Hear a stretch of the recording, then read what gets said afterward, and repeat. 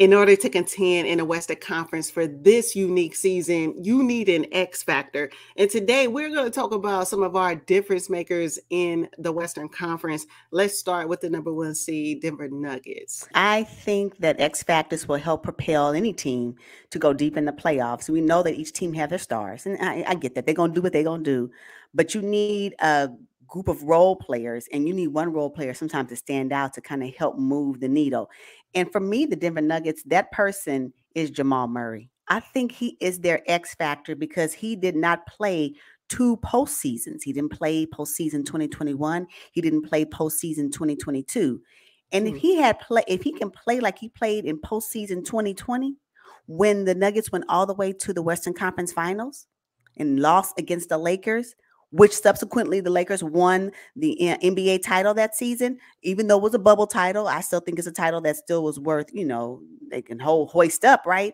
But I think that if Jamal Murray can be any semblance of what he was back in 2020, and we're seeing some spurts of that now that he is back into full swing with the Denver Nuggets. I mean, I know he suffered a minor injury as of late, but if he can get back to that, I think that he will be the difference maker that they need, because without him these past 2 postseasons, 21 and 22, I think the Nuggets would have been able to trudge through and perhaps make it back to the Western Conference Finals. So this is their season. Do that. They're the number 1 seed. They've been the number 1 seed since forever. And so once they clinch that number 1 seed, the Nuggets, I think that Jamal Murray and him being back into the rotation, back into the starting lineup, having the minutes that he has, is going to really help the Nuggets see what a deep post run looks like. So I have Jamal Murray for mine. Okay. I chose Aaron Gordon.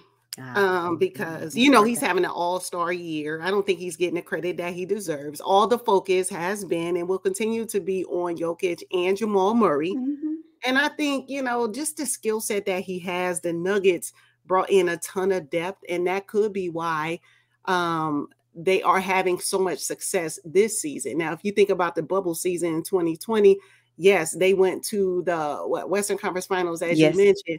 But again, I haven't seen Jamal Murray, perform to that level since then, right? Because he had the injury for 21, 22 mostly, and here we are in 2023.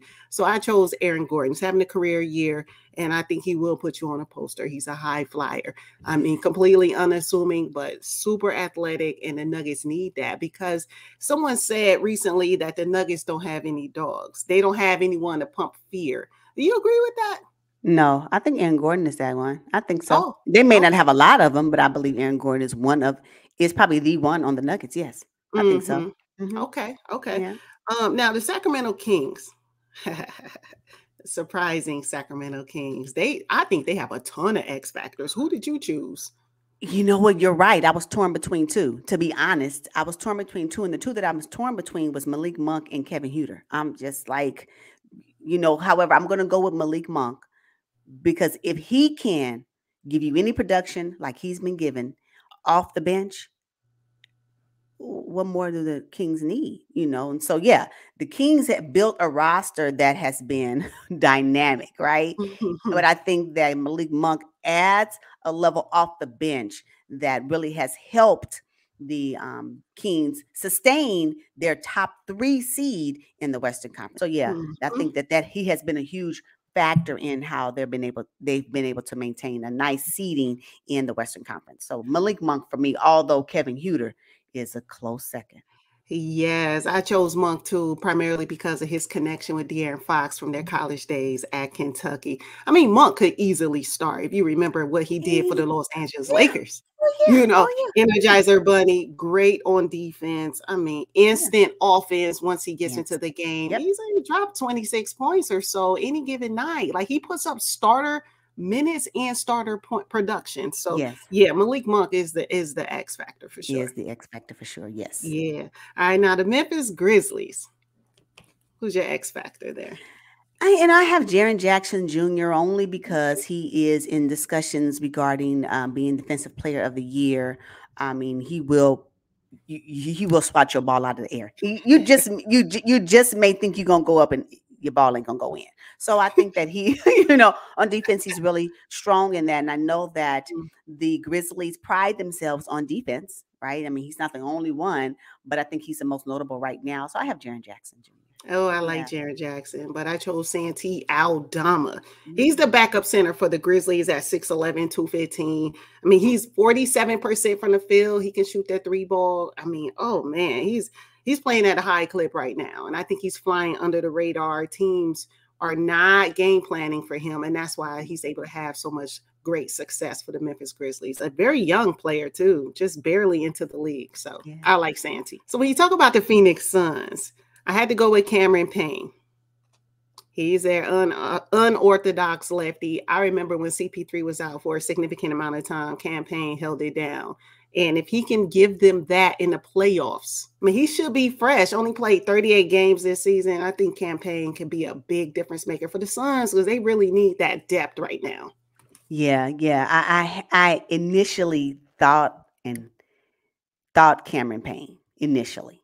But when I really dig deep, I had to go with Kevin Durant. Now, I know he is not your conventional X Factor. Usually X Factors are not the superstars of the team. But when you consider the Phoenix Suns gutted their depth, right, to acquire Kevin Durant, he is the X Factor. Because as a matter of fact, without Kevin Durant, any deep post playoff run that the Phoenix Suns think they're going to have is not going to happen. He is it.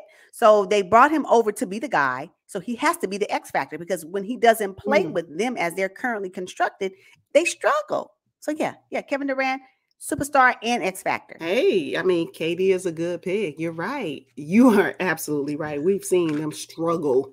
The Suns are like, oh my gosh, I don't know how it's going to look without KD if he can't get back. Now for the Los Angeles Clippers, I mean, we talk about depth. Well, they have it. And for me, I chose Norman Powell. I know he's out right now nursing his shoulder, but you got to have Norman Powell, 3-and-D player, 40% from three. You think they don't need that? I mean, I think when Norman was with Portland and also the Raptors, that was a huge loss to them. And we were excited that he, came over to the LA Clippers. We need to get Norman on the court so he can really make a difference in what we're seeing from the LA Clippers in terms of depth. Absolutely. He is at least consistent in production. You're going to get everything you need from him from a shooting perspective and from defense. So yes, Norman Powell is also my X factor for the Clippers. I think without him, I question whether or not they'll have the stamina to last long in the playoffs because if he wasn't plagued with injuries this season, because right now I think he's out for a shoulder dislocation, I believe is what it is. It's a type of shoulder or something, but he's out and he's due to come back real soon. But if he was playing more consistently this season, he would be in the running for Sixth Man of the Year. That's how effective he is coming off the bench. And so, Norman Powell for sure is my X factor for the Clippers. Yes. Yeah, the Golden State Warriors are struggling right now. Did you have a hard time finding the X factor for them? I did not. As a matter of fact, who I really like, and I think that if he really becomes comfortable, I like Dante DiVincenzo. Honestly. Oh, okay. I like him. He is all over the floor on defense. He leads the Warriors right now in steals. Like he is just if you watch the game, you will see him everywhere. And I think he is a nice complement to what the Warriors have, what they could have, and what they really should be having on the road. I think he's a nice complement to that. So I say Dante DiVincenzo. I went with Jonathan Kuminga. I mean, he's one of the young guys that they actually kept, right? We really don't see Moses Moody, and we know they shipped James Wiseman off. So Kuminga is very critical, especially with Wiggins and Iguodala out right now. And, he's playing a larger role, and I like his productivity. You're talking about a guy who was the first round draft pick, number 7 in his draft. So he's not a slouch. The Golden State Warriors have tremendous talent in Jonathan Kuminga, and I think he could make a huge difference. Real physical, presence, can play inside and out, and he's a great substitution for Wiggins right now. Minnesota Timberwolves. Who would you choose as your X factor? I think I'll go with Naz Reid. I mean, he's a center for them. I mean, come on, his defensive ability is what they need, considering that Rudy Gobert is there, but Rudy Gobert doesn't have that element that Naz Reid has. And we're talking about a little bit dog, And I like the fact that Naz Reid can step outside of the paint and give you some type of production. So he's a little bit more, he has a little bit more skill. His skill level is a little bit more expanded, right, than what you'll get from Rudy Gobert. And I think that is a nice piece to the Timberwolves roster to be able to be a little bit more flexible when we're talking about that type of position. So yeah, Naz Reid for me. Oh, Naz Reid for me too. I've been rocking with him since the beginning of the season. Cannot wait to see him and Cat on the court together. Looking forward to that court. I know he's nursing a calf right now, but when he gets back, and if the Timberwolves can hold on, even though Anthony Edwards is, I think, nursing an ankle right now. Oh man, the Wolves.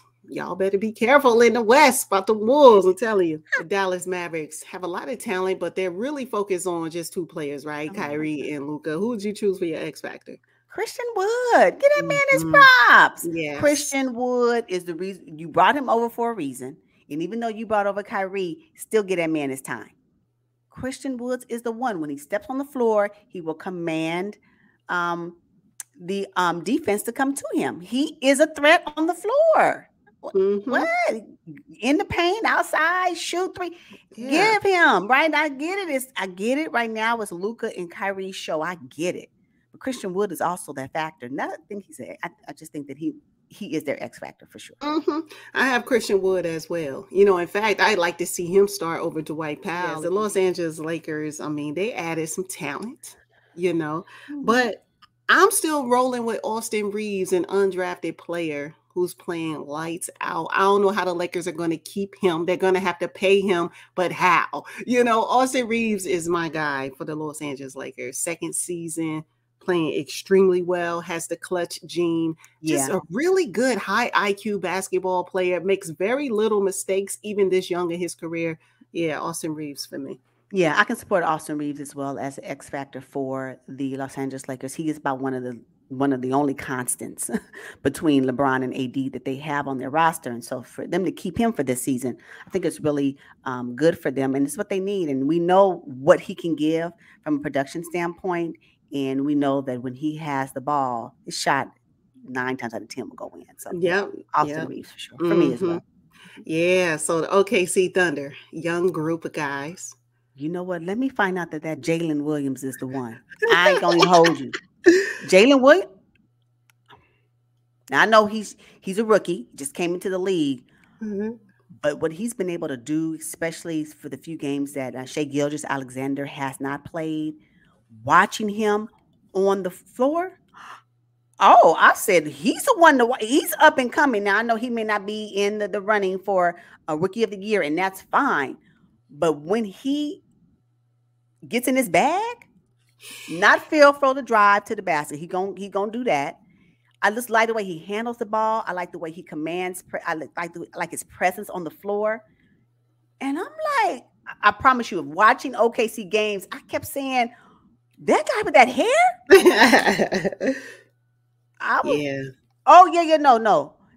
He's an X factor, yes. X factor to go deep, OKC to go deep in the playoffs this season, no. But next season, OKC's gonna be the team to watch. Oh yeah, Jalen with Lou Dort and Shai Gilgeous. You throw in Chet Holmgren and get a little giddy in there. I can't. All of it. Nice group of players. Really nice. I really like watching OKC play, honestly. And that Jalen Williams. J Will, what they call him? I do. Will J, whatever his name, they say his nickname is, whatever that is, that guy, he's gonna be the one to watch. He's my X factor as well. We'll drop 23 and 10 on you like nothing. Did that against the Brooklyn Nets here recently. Yeah. And as a rookie, oh my God. Wait. Yeah, no. Just wait. For real. The Utah Jazz were at the top of the standings, kind of slid down a little bit, but who is their difference maker? Lauri Markkanen, point blank and period for me. Lauri Markkanen got a little clutch gene in him, little clutch gene in him. And, for me, he's the most improved player. I mean, I've been watched the video. I talked about him already. So, yeah, I'm riding Lauri Markkanen for the Utah Jazz. X factor for sure. Okay. And I went with Taylor Horton Tucker. Oh, okay. Yeah, I went on the bench and pulled up THT because without Colin Sexton Yeah. and Jordan Clarkson, THT has been getting Yeah. busy, right? Yeah. Averaging about 28 minutes, recently dropped 37 points Yeah. and 10 assists. Yeah.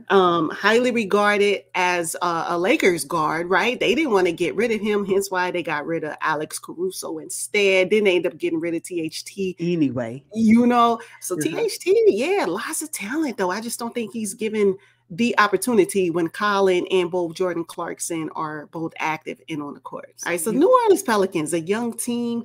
I chose Jose Alvarado. Me too. They need to get him back on the court, right? He's been gone for about 20 days. I need him to be back immediately because since he's been out, they have not been looking to.